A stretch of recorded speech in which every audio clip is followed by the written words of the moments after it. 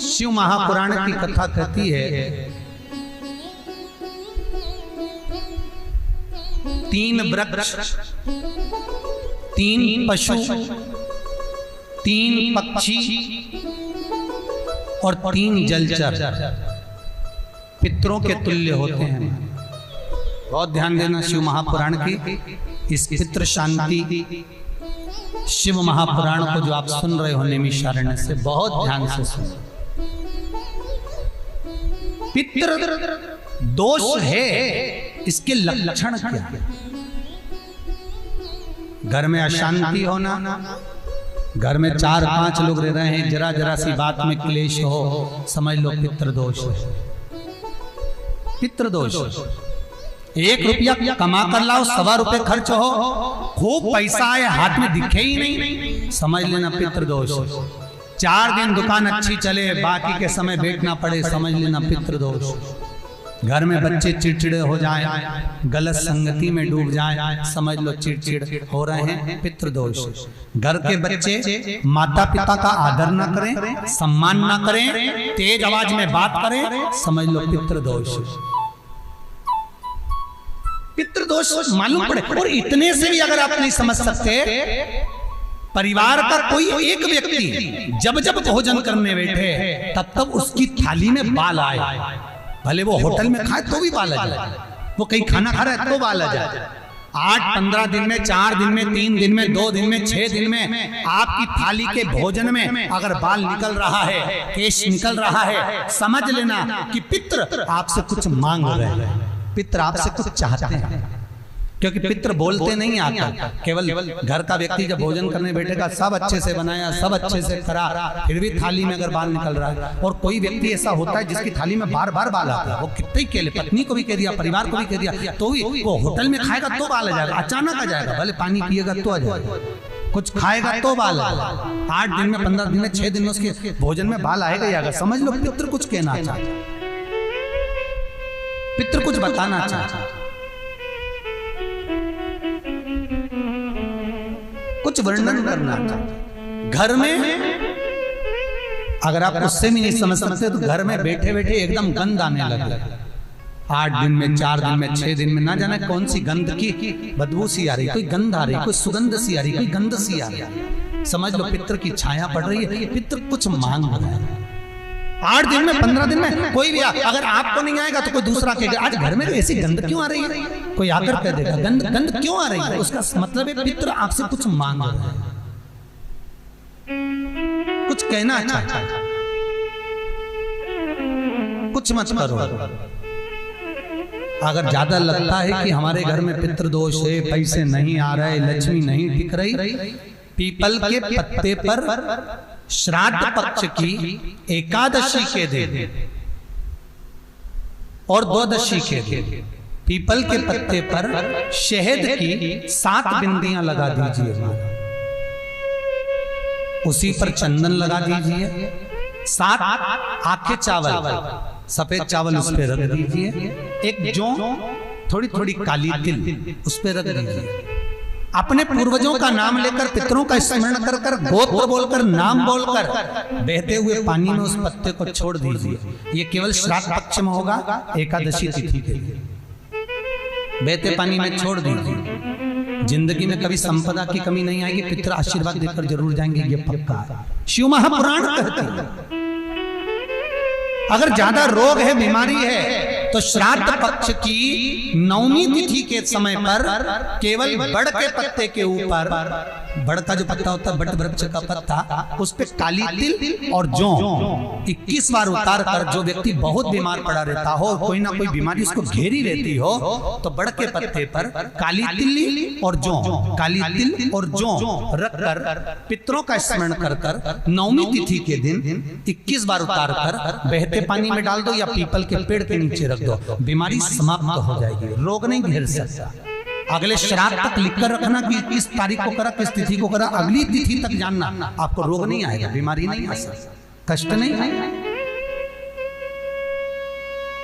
शिव महापुराण का भाग, भगवान शिव आनंद की राशि। तो 3 वृक्ष, 3 पशु, 3 पक्षी और 3 जलचर ऐसे हैं जिनको पितृ माना है। तो 3 वृक्ष कौन कौन से हैं? शास्त्र कहता है पहला पीपल, दूसरा बरगद बड़ और तीसरा बेलपत्र। इन 3 वृक्ष के नीचे श्राद्ध पक्ष में पितरों का निवास हो जाता है। इन 3 वृक्षों के नीचे 3 वृक्ष पितरों के तुल्य हैं। पहला पीपल, दूसरा बट वृक्ष, तीसरा बेलपत्र का वृक्ष। बेलपत्र का कभी अनायास श्राद्ध पक्ष में आप कुछ भी ना कर पाए, कुछ भी ना कर सकते हो, तो एक पत्ते के ऊपर कोई सा भी पत्ता ले लो, चाहे पान का ले हो, कोई पीपल का ले हो, कोई भी पत्ते के ऊपर एक पुड़ी, थोड़ा मीठा थोड़ा नमकीन रखकर अपनी कामना कर कर अपने पूर्वजों के लिए इन 3 वृक्ष के नीचे 16 श्राद्ध में किसी भी एक दिन आपको भोजन को रखकर आ जाइए। अपनी कामना कर कर सुख का अनुभव होगा, पितरों को शांति मिलेगी। 3 वृक्ष पितरों के तुल्य हैं। 3 पक्षी पितरों के तुल्य हैं। कौवा, हंस और गरुड़। एक कौवा और एक स्वान, कुत्ता, ये 2 ऐसे होते हैं जिनको 20 मिनट पहले, आधे घंटे पहले, 1 दिन पहले, 24 घंटे पहले, 48 घंटे पहले क्या होने वाला होता है, कौवे को और स्वान को भान हो जाता है। क्यों?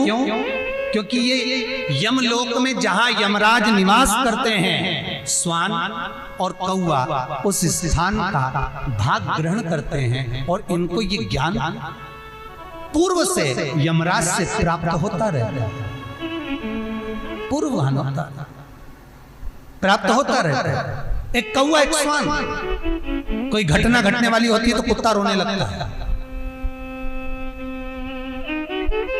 कोई घटना घटने वाली होती है तो कौवा आकर बैठ जाता है, कोई आ रहा है तो कौवा आएगा, कोई भाव सूचक है तो कौवा आकर बैठेगा। दरवाजे पर कैसे, उसका भी भान है, अटारी पर कौवा कहाँ बैठा है, दरवाजे पर कौवा कहाँ बैठा है, किस स्थान पर कौवा विराजमान है, उसका भी भाव हमारे शास्त्र में वर्णन है। 3 पक्षी, 3 वृक्ष पितरों के तुल्य। पक्षियों में कौवा, हंस और गरुड़, ये पितरों के तुल्य, जो अधोगति में मर जाते हैं, जिनको पिंड नहीं मिलता, तर्पण नहीं होता, ब्राह्मण का भोज नहीं मिल पाता, जो मर जाते हैं, जिनका अंतिम संस्कार तक नहीं होता, जिनकी गति बिगड़ जाती है, ऐसे जीव कौवे के अंश में प्रकट होते हैं, जो पूर्ण फल लेकर जाते हैं। पितृलोक में जगह नहीं होती, बैकुंठ में जगह नहीं होती, कहीं अगर जगह नहीं है देवलोक में तो इनको कौवे के अंश में, गरुड़ के अंश में या हंस के अंश में डाल दिया जाता है। महाराज फिर अगला वर्णन किया, 3 पशु, कुत्ता, गाय और हाथी, ये पितरों के तुल्य होते हैं। शिव महापुराण की कथा कहती है अगर श्राद्ध पक्ष में गया नहीं जा सकते तो गाय के मुख में गयासुर ने वर दिया था कि गाय के मुख में अगर कोई गया नहीं आ पाएगा तो गयासुर 16 दिन गाय के मुख में निवास करेगा।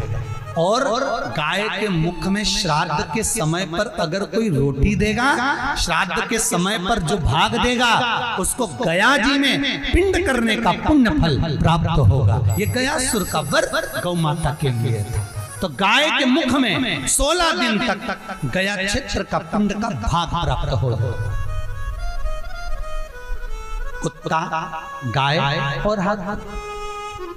स्वान को रोटी क्यों देते हैं? क्योंकि स्वान पितरों को अपना भाग प्रदान कर देता है। स्वान भक्ता नहीं है, चुका देता। फिर 3 जलचर हैं महाराज जो पितरों के तुल्य हैं। मछली, कछुआ और नाग। पिंड जो बनाया जाता है वो पानी में दिया जाता है। मछली जिसको पाती है वो पितरों को प्राप्त होता है। कछुआ श्रावण के इस 16 श्राद्ध के अंतर्गत कछुआ यदि आपके दिए हुए भाग को पा लेता है तो वो जीव उसी समय पर तर जाता है। और महाराज नाग वो